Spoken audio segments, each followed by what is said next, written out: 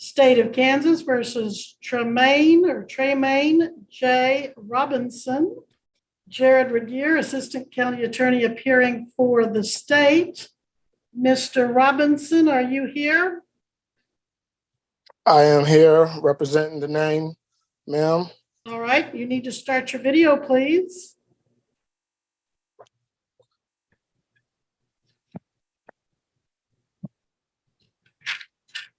And you are, is it Tremaine or Tremaine? The name I'm representing is Tremaine. Tremaine. And how do you pronounce your middle name? J. Tremaine J. Robinson.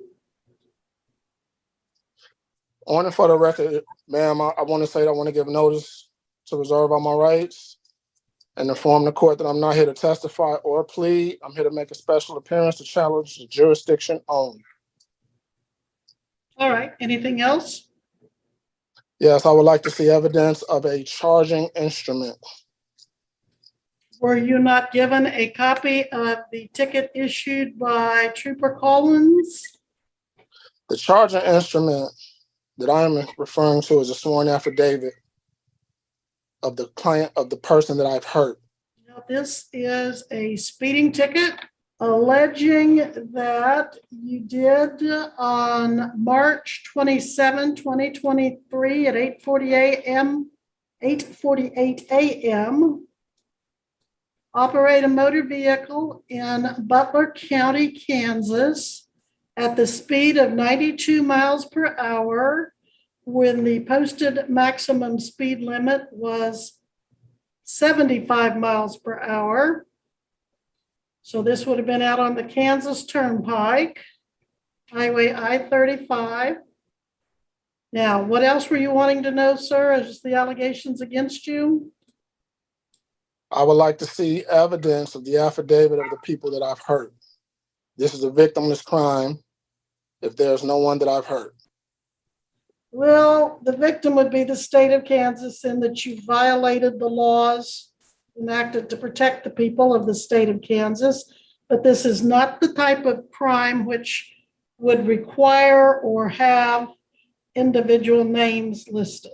So your next point, if any? My next point is, as I stated, ma'am, I'm not here to testify. I'm not here to plead. I would like to see the affidavit with 2 signatures for the person that I've hurt. If I didn't hurt anybody, there's no crime. All right, well, I'm going to proceed. So again, Mr. Regier, are you ready to proceed? I am, Your Honor. As a preliminary matter, it would appear that while Mr. Pate was still involved with this case, but before the motion in order to withdraw was filed by counsel in August, the defendant did file a piece of correspondence of some kind. It does appear to include a motion for discovery. However, that particular document would appear to be procedurally deficient. It does not appear to include a certificate of service. The only address listed appeared to be on page 1 involving the defendant, the traffic court clerk at an address both in El Dorado and in Topeka, as well as the office of the Attorney General. Certainly no service on my office, so there is that. The subpoena was issued July 7, 2023 for Trooper Collins. Then on July 31st came a correspondence from the defendant as referred to by Mr. Regier herein. Looks like it's about 7 typed pages, and as counsel said, it's entitled Challenge for Jurisdiction and addressed to Butler County District Court Clerk, Office of the Attorney General Derek Schmidt. And it mentions subtitles under the following case law. I request case 2023 TR 1193 be dismissed. Talking about municipal court, administrative law in the next paragraph. Ministerial offices being incompetent to receive grants of judicial power from legislature, citing a case looks like 140 California 1, stating that once jurisdiction is challenged, the court cannot proceed. Next paragraph, the law requires proof of jurisdiction to appear, talking again about an administrative agency. And tribunals, judicial tribunals, alleged personal jurisdiction of the defendant is void. The court has no jurisdiction, no discretion to ignore what is alleged to be lack of jurisdiction. And then it is signed by a signature that I'm not sure I can make it out, but it says Robinson-Tremaine, J, beneficiary. The next page talks about a legislative act of constitutionality, substantial harm, right to a trial by jury, all power inherent in the people, legislative assembly. Officer Collins K issued the ticket summons on the side of the road and did so without an affidavit of complaint approved by the clerk of the court or judge. Quote, I request a certified copy of that complaint from my accuser stating who it injured.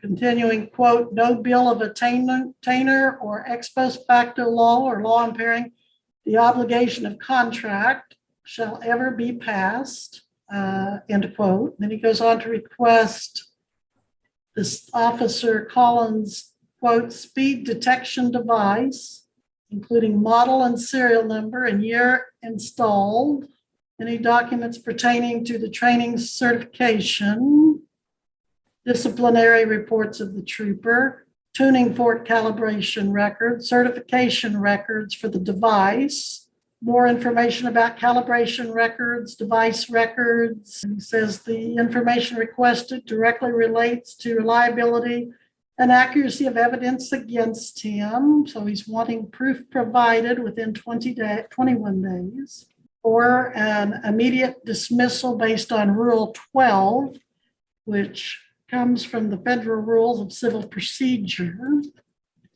Under 28 USC 1746, Section 1.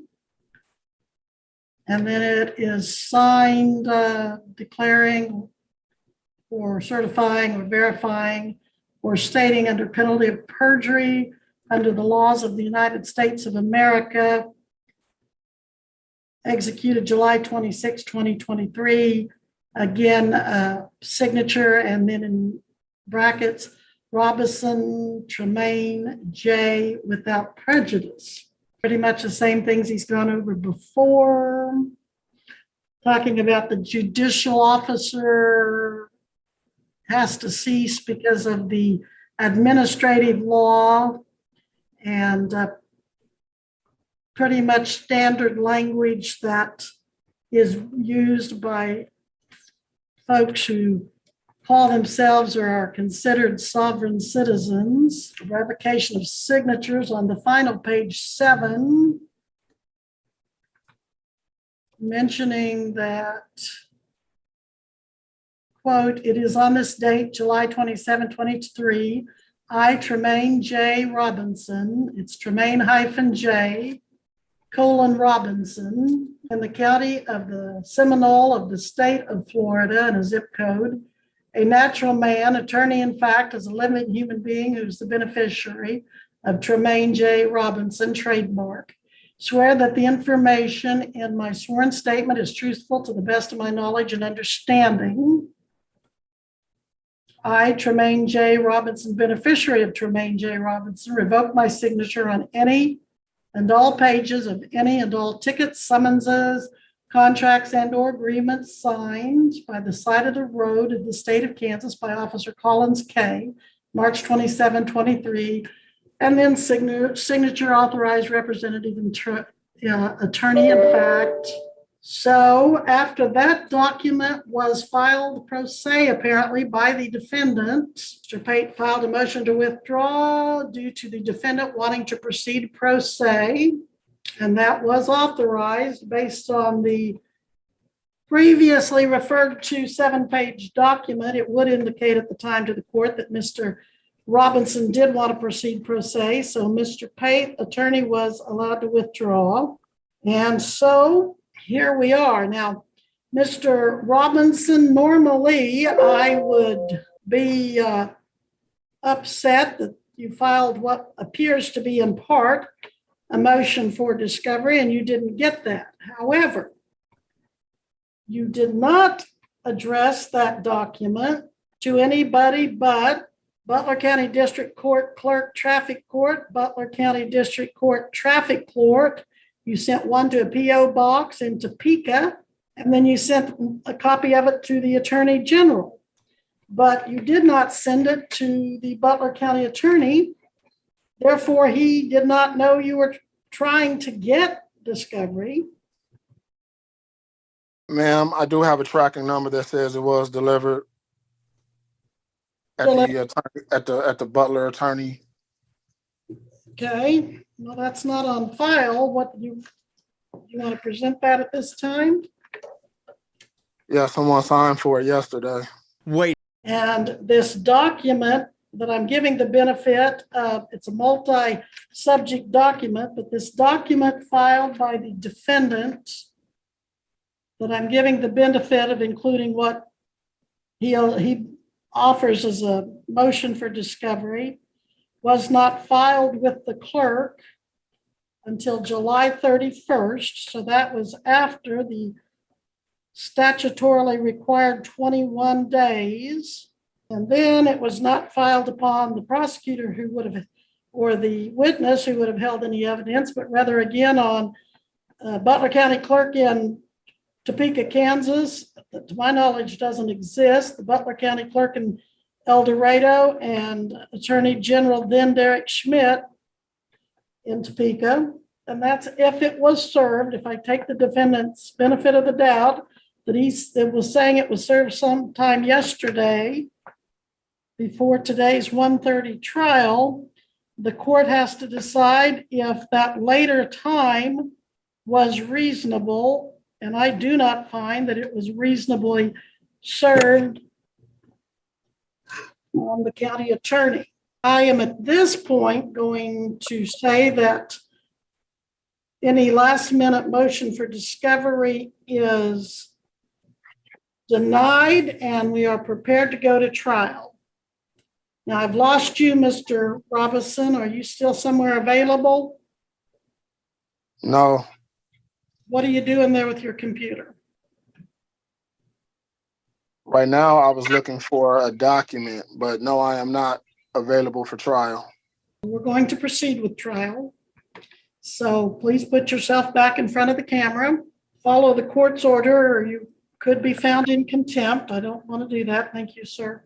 All right, Mr. Regier, did you tell me you did or did not have any opening argument or opening statements?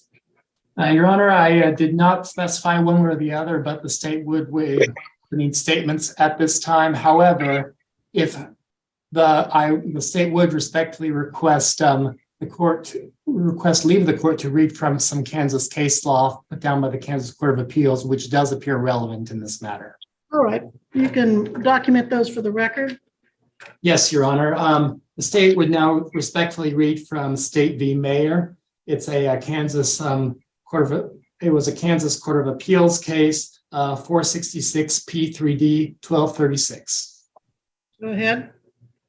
Your Honor, in that particular case involved a sovereign citizen where the court noted in the memorandum opinion. Objection hearsay. Objection hearsay. Case law is not considered hearsay or. I'm not a sovereign citizen. All right, he's not a sovereign citizen. Go ahead, Mr. Regier. Yes, Your Honor. In that case, the Kansas Court of Appeals noted, quote, the defendant thinks the law does not apply to him. He avows that he, unlike other citizens, is sovereign and immune from prosecution. The court went on to address the issue of venue, which the court noted that, quote, venue is generally proper in the county where the crime was committed. I will address that momentarily, as well as referring to KSA 22-2602.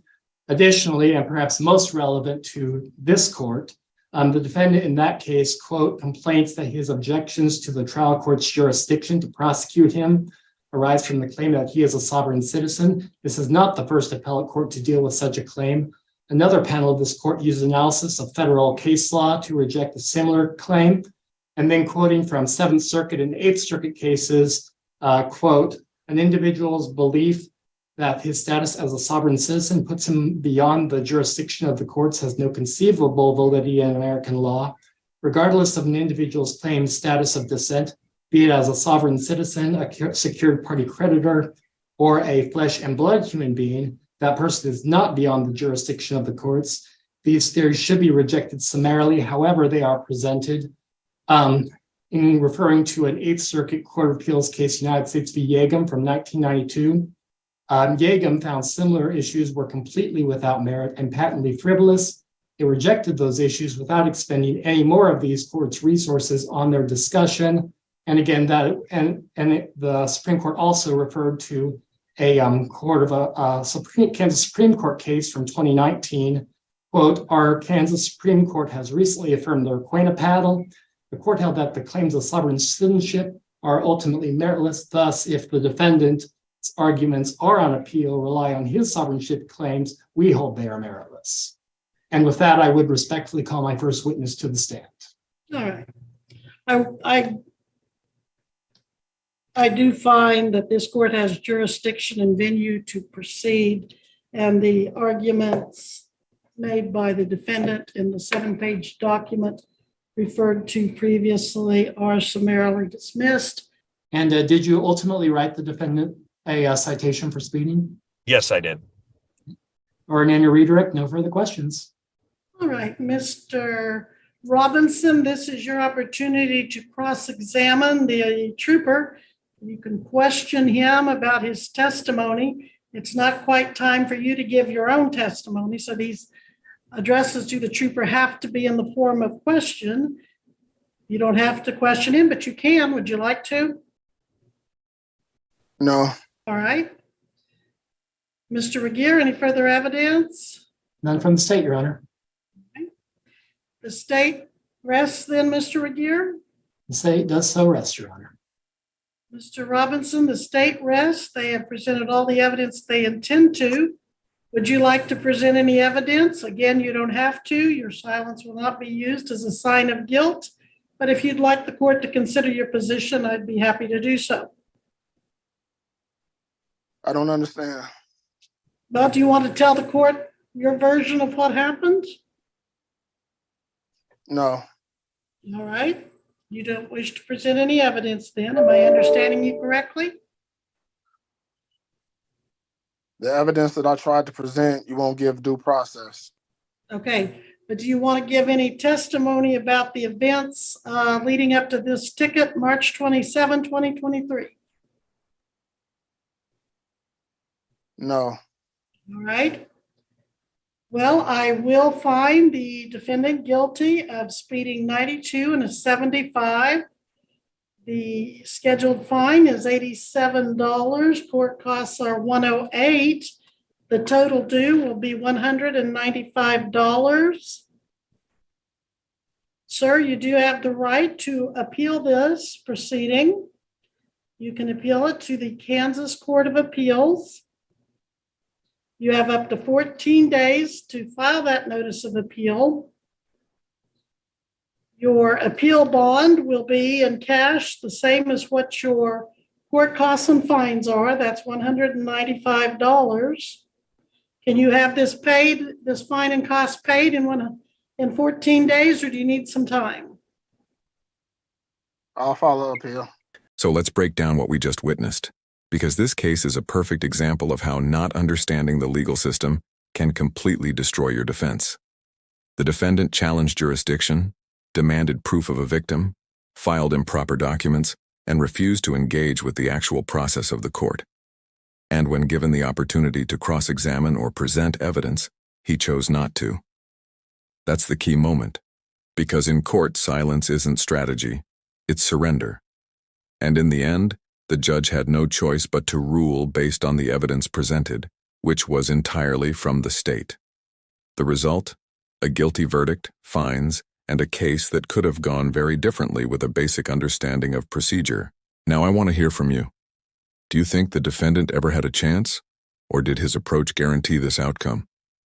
If you found this case as shocking as we did, make sure to hit that like button, share your thoughts in the comments, and don't forget to subscribe for more jaw-dropping courtroom breakdowns.